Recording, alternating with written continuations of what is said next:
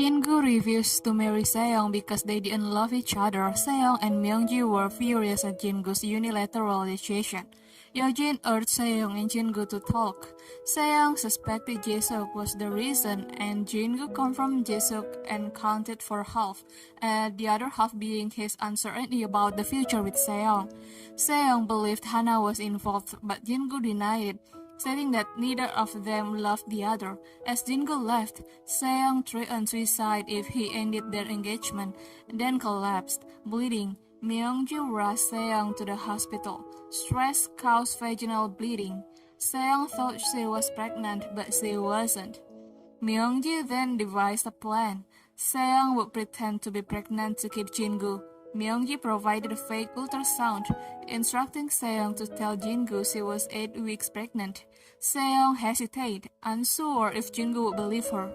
Myungji argued that Jingu witnessed Seong's bleeding, and they spent the night together. He'd likely believe her. If not, they could bribe a doctor. Myungji saw this as a divine opportunity. Meanwhile, Jingu told Yeojin he could be the father to Eunchang without marrying Seong. But Yeojin insisted on Seong as Eunchang's mother, her niece.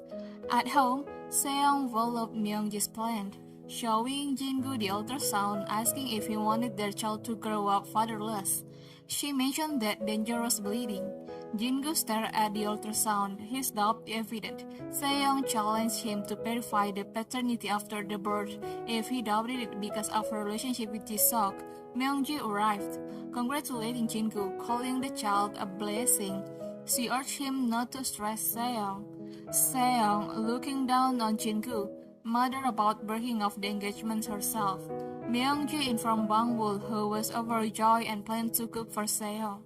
Jingu, frustrated, unknowingly went to Hana's house, encountering Ji-chang, who angrily drove him away for hurting Hana. Ji-chang then gave Hana porridge and medicine. Hana learned from Ji-chang about Seong and Jisuk's relationship. That same day, a doctor visited Yeojin's house, diagnosing Eunchang as undernourished, weak, and depressed. She suggested a reunification with Hana, but Yeojin refused, settling for play therapy.